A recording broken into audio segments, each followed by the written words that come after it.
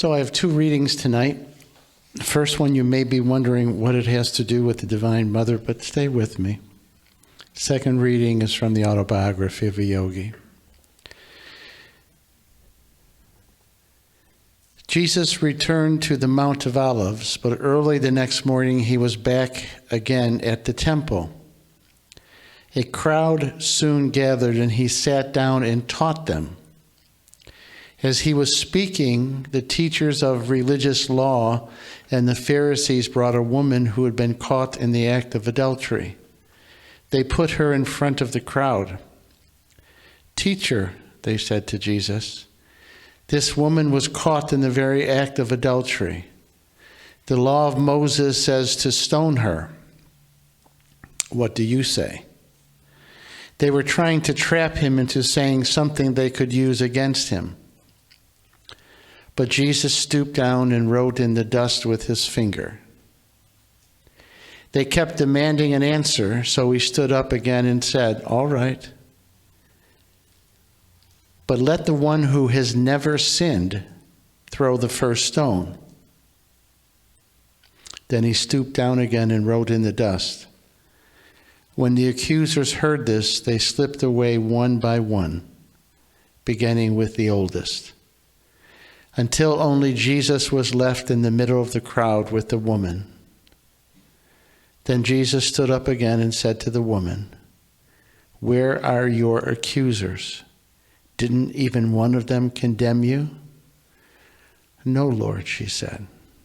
And Jesus said, "Neither do I condemn you. Go and sin no more."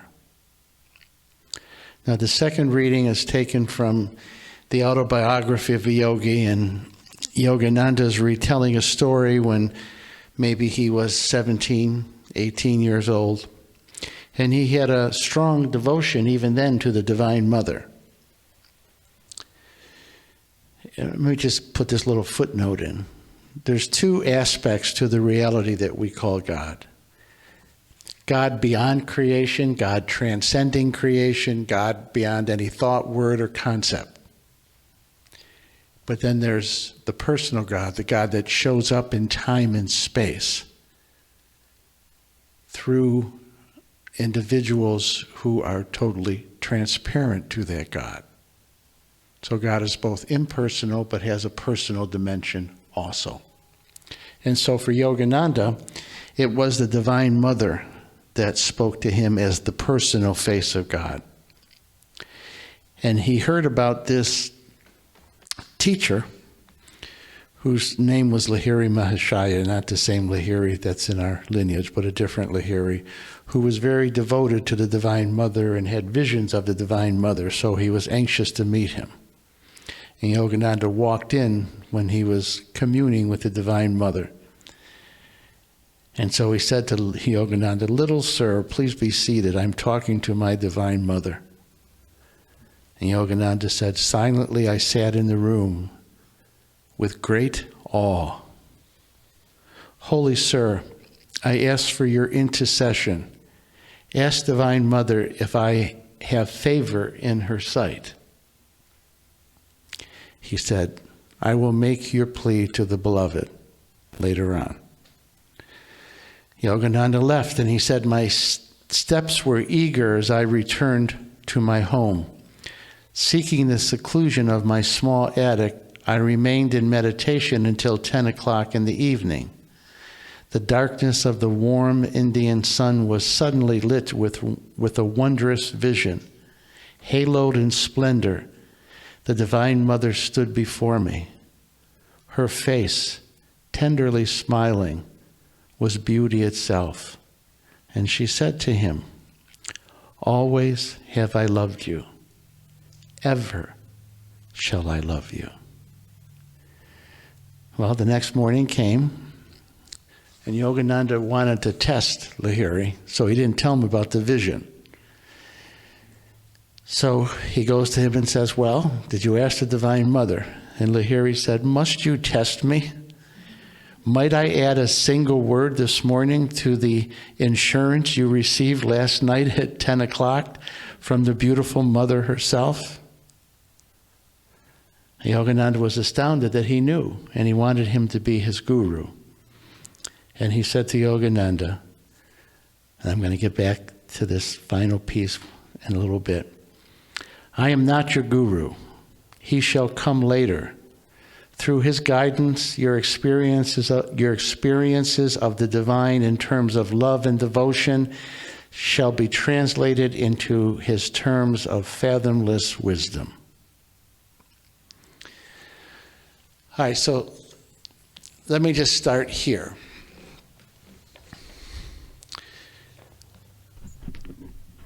God is the absolute synthesis of everything that is true, beautiful, and good. God is the absolute synthesis of masculine and feminine energies. Now, let me just say this so I don't get emails from people. Don't reduce masculine to men and feminine to females. We're talking about complementary energies. The goal for all of us is to have a balance of the masculine and the feminine in our lives. But God is the synthesis, the unity of these two energies. And when that beam of divine light enters into time and space and goes through the prism of creation, it bifurcates into masculine and feminine energy. And if our lives are going to be complete and whole, if our religion, our spirituality is going to be complete and whole, it has to have a synthesis of these two energies. Go back to the beginning of Genesis in the Bible. It says, God created them, Adam and Eve, male and female, in his image. So again, if our spirituality is going to be healthy, it has to have this balance, this synthesis of the masculine and the feminine. When religion and spirituality does it, if it's just the masculine, it becomes very legalistic, it becomes very institutionalized, it becomes very oppressive, authoritative, fundamentalistic. But without the masculine, it can become overly sentimental, and it can devolve into something that has no strength. So again, it's all about the synthesis. And what we do here at the Assisi Institute, we honor God as Father, but also as Mother. And the two forms of the Divine Mother we honor are Mary, the Mother of Jesus, and Anandamoya Ma, the great avatar from India in the 20th century. All right, so let me kind of break this down now in a way that we can really begin to see how it fits in our life. Most of you know Swami Nirvanananda, right? Our Italian Swami, as we refer to him. Vicky and I will be in Italy next week at this time, and we will be with him next Thursday night. He comes here once a year. And I think he is very saint-like. I have no problem saying that, and I don't say that lightly. And when you're around Swami Nirvanananda, there's an infectious life that he has. There's this infectious joy. There's a French word called vital élan. It's this spiritual aliveness. And again, when you're in his presence, you feel it. It comes through his music, it comes through his smile, it comes through his laughter, it comes through his teaching. There's just this beautiful, life-giving energy. That's the energy of the divine feminine. That's the energy of the mother. Think about motherhood just on a very human basis. What's true below is true above. What do mothers do? They beget life. They give life. But it's not just true biologically, it's true spiritually. I used these words a couple weeks ago. Let me bring them back. They're biblical words and one from Sanskrit. The Sanskrit word is Shakti, and it means divine feminine energy. The Jewish word is Shekinah, and I may not be pronouncing it right. It's the glory and the dynamic presence of God, and it's a feminine word. In Christianity, it's the Holy Spirit. The giver of life is how the Holy Spirit is referred to. And it's a feminine term. So religion and our spirituality comes alive when it's imbued with that divine feminine, with that spirit, with that Shakti, with that vital elan, that energy that gives life. And when you're in that energy, you want to be in it. You want to stay in it. And then the more you have it, the more you want to give it away to people without even trying. It just exudes from you. You know, one of the saddest things, and I'm not against institutional religion, don't misunderstand me, but one of the saddest things is when I go to an institutional like church and the grace of the Divine Mother is not there. That vital elan is not there. It's kind of dead. The words are all right. The words are good most of the time. But that energy is missing. And it always makes me sad. Part of the mission of the Assisi Institute is to nurture that grace, that energy of the Divine Mother. So as Yogananda said, we become a hive of love and grace. This is like the mother center for our particular outreach. But we always have to keep that grace and that energy of the Divine Mother alive within us, or we have nothing to give. So are you getting me what I'm talking about with this? Are you getting a sense of it? All right, so I got a couple quotes I want to read from Yogananda where he describes some of the qualities of this Divine Mother's love. And let me share this story before I do that. I want you to see this is not just, when we're talking about the Divine Mother, we're not just talking about some impersonal energy. We're not just talking about some archetypal image. That the Divine Feminine gets embodied in certain souls.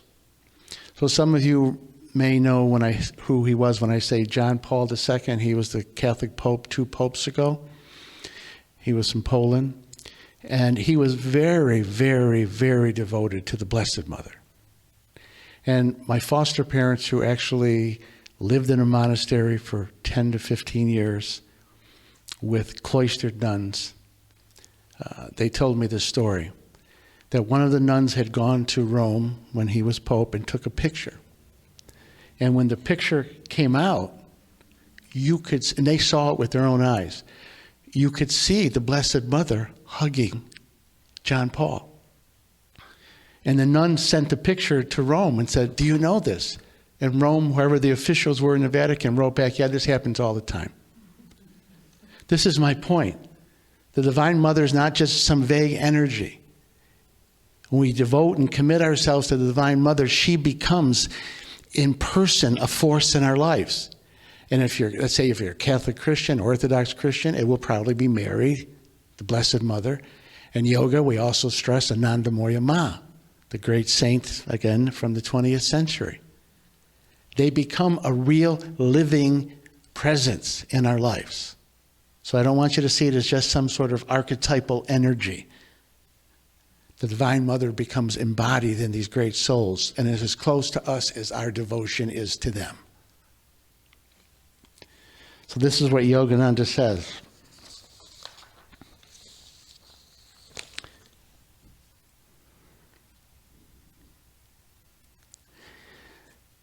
The Divine Mother is not a small stream that can be exhausted after a short time. She is an inexhaustible ocean, capable of satisfying the thirst of all human beings for all time. Her love is eternal, always fresh and ever new. Her love gives life to every soul, and every soul has the potential to experience her love, if that soul is willing to open herself to receive it. Continued quote from Yogananda. The mercy of the Divine Mother is like a river of grace that flows continuously upon the devotee. I'll share you a story that Richard Rohr shared with me many, many years ago. there was a period of time that he was a priest in a prison. He was a prison chaplain on weekends. And he always told me, now he worked with hardened criminals, hardened men. But what he would say to me, what he said to me, it always caught him by surprise. It always mystified him. He said whenever Mother's Day was approaching, these hardened men would become soft.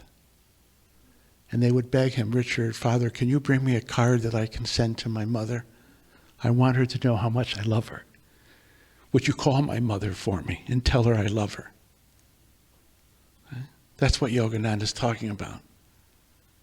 That's the love of the Divine Mother. It's unconditional. It is sweetness itself. It is a healing balm. I've told this story before. When I was in 3rd grade, I got kicked out of a Catholic school, and the details are not important. But it was a long walk home that day. And the first one to greet me was my father. And the first thing he said in typical fatherly fashion, you were a bad boy in school today, weren't you? There'll be consequences.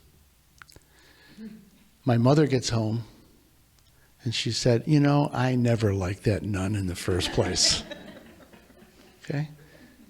That's the Divine Mother. So the mercy of the Divine Mother is like a river of grace that flows continuously upon the devotee. It is like a gentle breeze that refreshes the tired and thirsty soul. It is like a warm embrace that comforts and soothes the heart. The Divine Mother's mercy is always available to those who call upon her with devotion and sincerity. It is like a healing balm for the wounded, a light for the lost, and a hope for the hopeless. Her mercy is the power that transforms the ordinary into the extraordinary, the finite into the infinite, and the mortal into the immortal. And let's go back to that story of Jesus. See, any great master really is a synthesis of the masculine and the feminine. We see both that on display in this story with Jesus. Woman is caught in adultery. I won't get into this, but where was the man? He was caught too, okay? But we won't get into that, another talk, another time. And according to the law of Moses, she should have been stoned. And they're trying to trap Jesus. And his first response, you see the mercy of the Divine Mother. He said, where are your condemners and your accusers? Do they not condemn you? No. Neither do I. You're forgiven. We're letting you up. It's okay. You're free. That's the Divine Mother's love that Yogananda is talking about. He even said at one place, it's almost, he used the word almost, a good thing to really do something wrong so you can have the experience of the Divine Mother's mercy and forgiveness. Okay? So, how do we nurture the consciousness of the Divine Mother? First thing is very practical. I would suggest, whether it's Mary, the mother of Jesus, Ananda Moyama, Amma, the great hugging saint, maybe it was your aunt or your grandmother, some figure that embodies this grace of the Divine Mother, and put it on your altar. Put it somewhere where you can see it. And then practice praying to that Divine Mother. There's so many great saints and sages present to us from the other side that we can really form a real, actual bond with. It just requires our devotion. And I'll be honest, I've always been more comfortable with the masculine image of God. But as I get older and a bit wiser, more and more I am devoted also to the Divine Mother. I'm just saying it didn't come natural to me, but I've developed it with love. And the force of the Divine Mother is becoming more and more palpable in my life. And I don't care how old we are, don't we always need a mother? Not in the sense that we're going to be childish, but Don't we always need a mother's love? Yogananda says that the mother's love is the closest thing to God's love. So just develop a devotion. Find a way to get there that works for you. It won't be the same as what works for me, but find a way of getting there for you. And now I have actually 2 quotes from the Bhagavad Gita that tell us how to do this.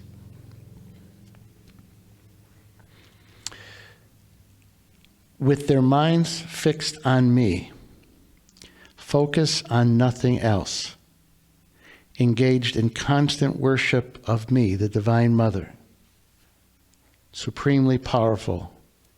These devotees are very dear to me. So let me just translate that.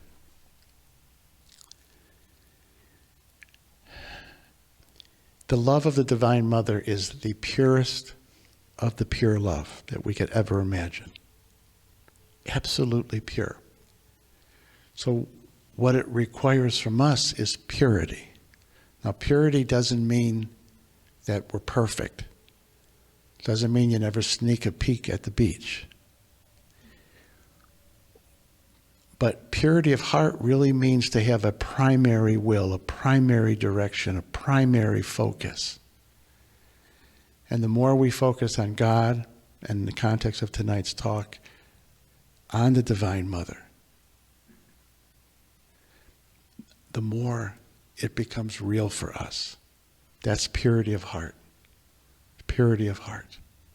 Focusing on God, focusing on the Divine Mother. Purer that is, the more real she becomes. Another quote from the Gita that I'll apply. Those who have taken refuge in me, though they may be sinful, they too shall reach the supreme goal. Therefore, at all times, hold steadfast to devotion.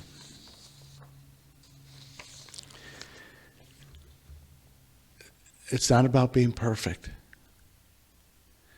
It's about surrendering to the grace of the Divine Mother. It's taking refuge in her. Her love, her protection, her mercy. There's a wonderful story. Padre Pio, the Catholic saint from the 20th century who had the stigmatas, the wounds of Christ for 50 years, he liked to tell this joke. The angel Gabriel comes to Peter. You know, Peter's, in the Catholic worldview, he guards the gate of heaven. He lets people in and keeps them out. And Gabriel looks at Peter and said, Peter, what's the matter? You look really depressed. He said, well, you know, I send all these people into hell, and I turn around and they're in heaven. And Gabriel said, well, how does that happen? I close the door and the Divine Mother opens the window in the back and they sneak in. Okay? That's Divine Mother's love. So take refuge in it. Take refuge in it. We don't have to be perfect.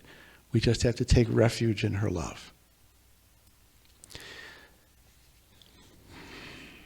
Now, I'm going to add one more piece, and then I'll close. I want to go back to a line that I read from Yogananda that I said I was going to get back to.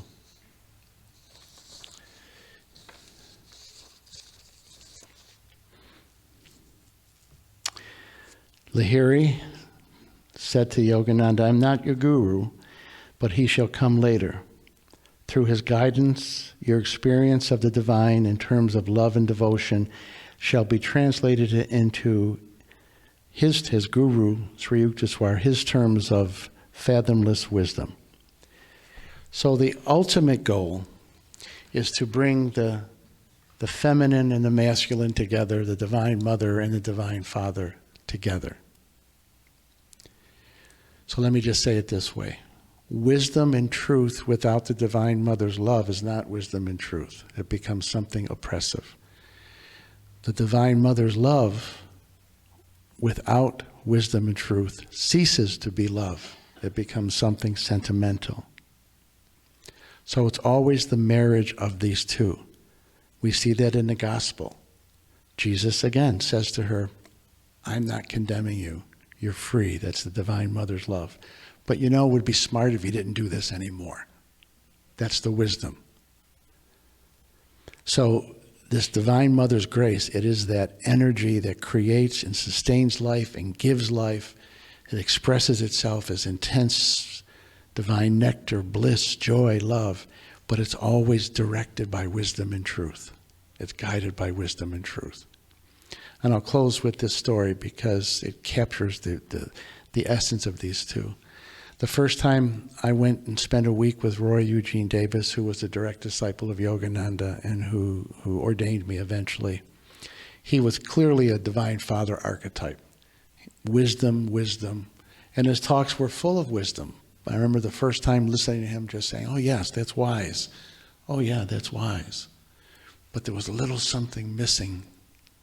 Then all of a sudden he stopped.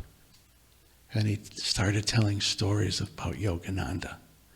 And you could just feel his heart just open. And all of a sudden his wonderful wisdom took on this great love. And it literally sent me into ecstasy.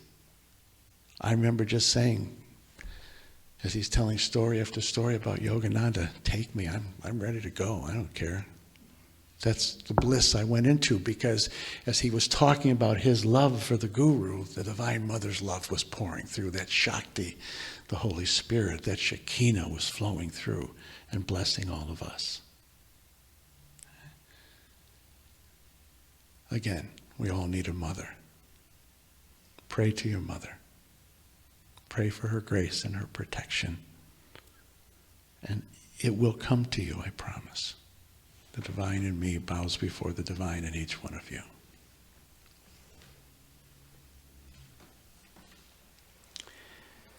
I'll just add this little piece as I'm getting my notes. Divine Mother's love is very fierce too, Think of Jesus on the cross. All but one of his male disciples left him. Who was there? His mother and Mary Magdalene.